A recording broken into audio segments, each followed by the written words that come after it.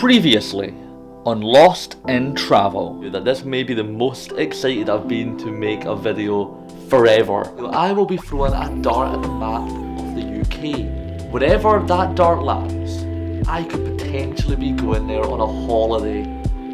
That is exciting. That could be islands, it could be major cities, it can be just across the road, you know, it could be anywhere. Take 5. We're not getting anywhere with this progress, okay? I landed! Final verdict is going to say that dart landed at Oxford, which I was really happy about because I've always wanted to see the Cotswolds National Park.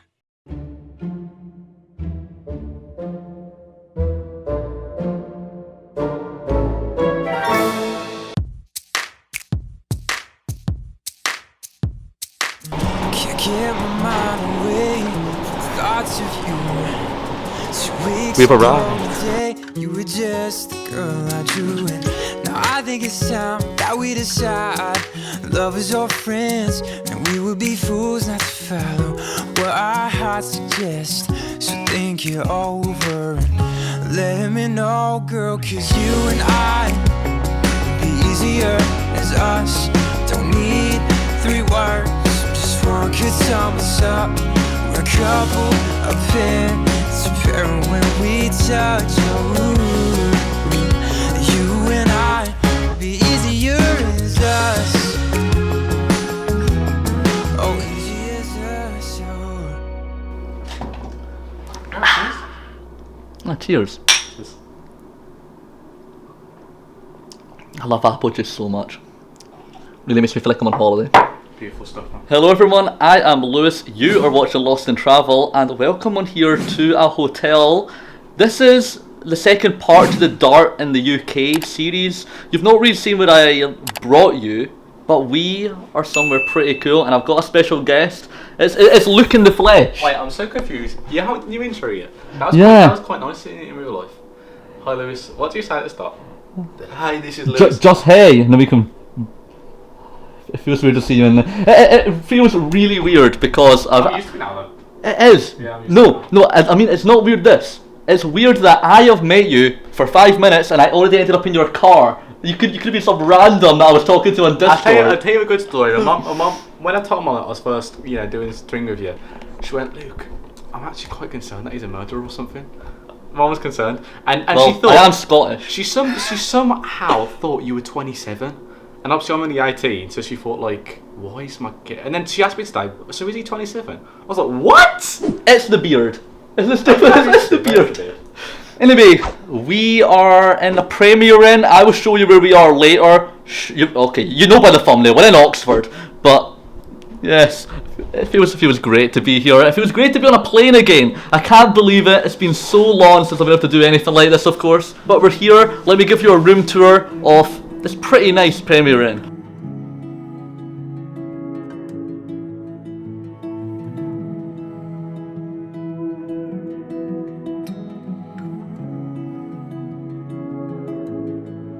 So good morning guys, we have just woke up. We decided not to record much yesterday because we went to a trampoline park before arriving at our hotel and it honestly tired us out, so we barely done anything. We just chilled in the hotel and then went out for some dinner at Bella Italia. Lovely pizza, but we're getting our trip basically really started today. So we're going to head out, see Oxford, by starting with, I believe, the oldest botanical gardens in the whole of the UK. Let's get going. So welcome on here to Oxford everyone. It's a beautiful day, probably 17 degrees and it's only about to get hotter. What I'm really loving so far, I've seen it yesterday and I'm seeing it more today, is the canals are epic here. Such an epic place to be in. Can't wait to see the Botanical Gardens, but we're here a bit early. We arrived about 40 minutes earlier than the Botanical Gardens open. Let's get to it.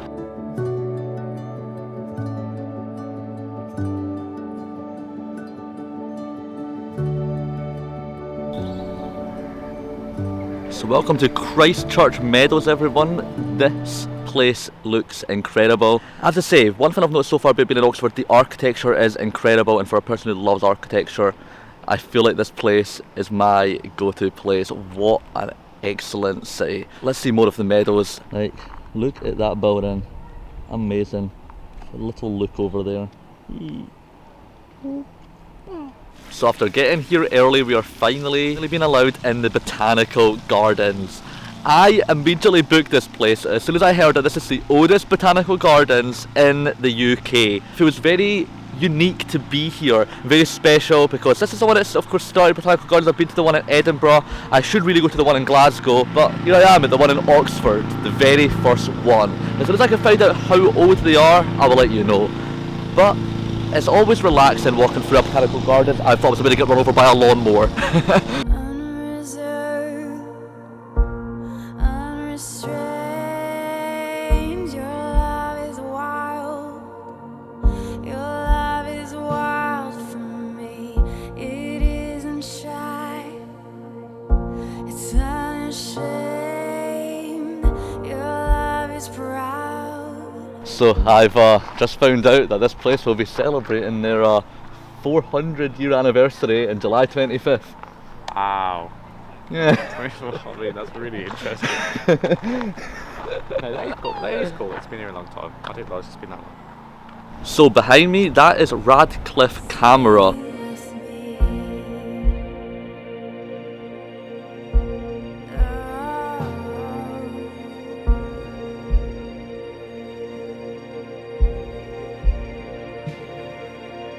You don't give your heart in pieces.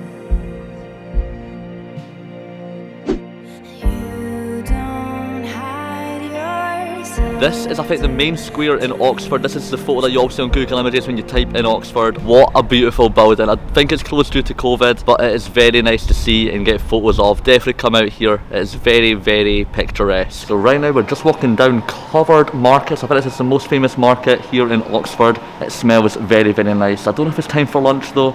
It's only 11. But the food is making me feel a bit hungry right now. I can now see why they call Oxford the cycling city. So many bikes. North Gate, South Gate, East Gate, and of course West Gate too. And this is part of our West Gate, St George's Tower, currently the oldest non-religious standing tower left anywhere in England today. Oh, is there a did you, oh God, did it?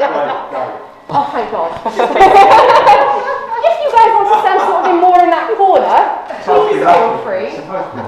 Yeah. We're going to say this makes it more authentic, ladies and gents. That's not a pigeon we chose to have there. I think they managed to get in. Anyway. And it was built in 1009 by the Saxons to defend the city of Oxenforde from Viking invaders. In 1066, William, Duke of Normandy, invades England. And he gives Oxenforde to a Norman baron, a man called Robert D'Oyly.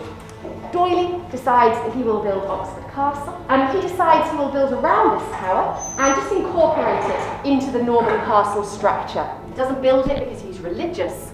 He builds this church because of a dream he has. The story goes that D'Oyly awakens one night and he sees the Virgin Mary looming over his bed, and she is pointing down at the ground. Now D'Oyly takes this dream to be a warning from God, telling him that he will be going to hell unless he lives a better life. He's so frightened by this dream, he builds a church, which is wonderful. It really works out well for the city of Oxford. And it predates Oxford University by 100 years. And one of our most famous teachers here was a gentleman called Geoffrey of Monmouth.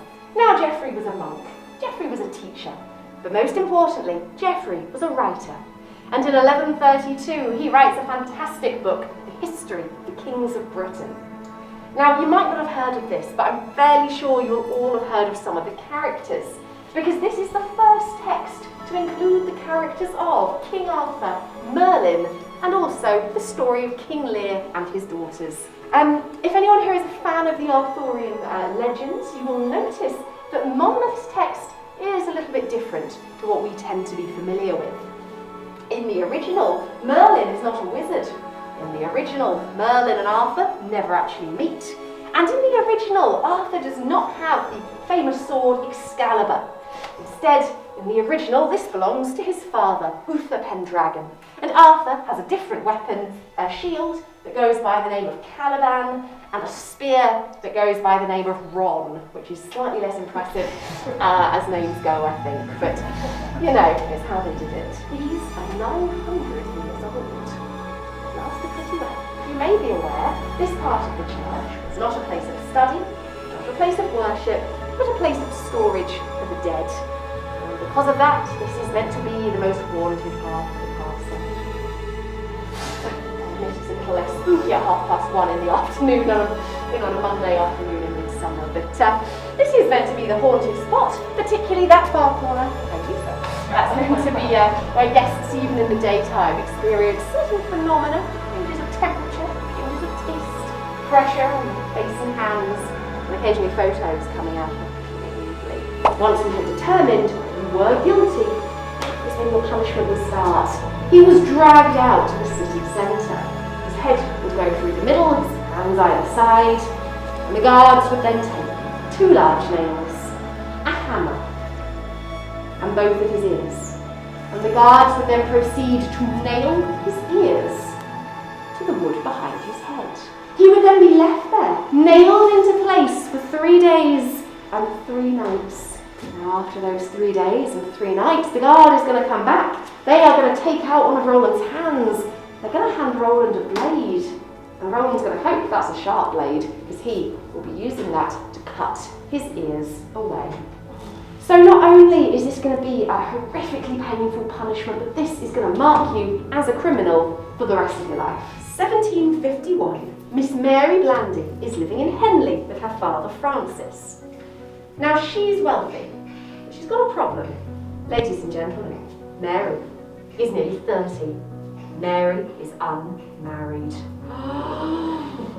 Come on folks, it's the 1750s. We need to be outraged by this. This is probably the most scandalous thing that can happen to a woman in Georgian England. And her father is beside himself. So he decides he's going to do what any loving parent would do for their darling daughter.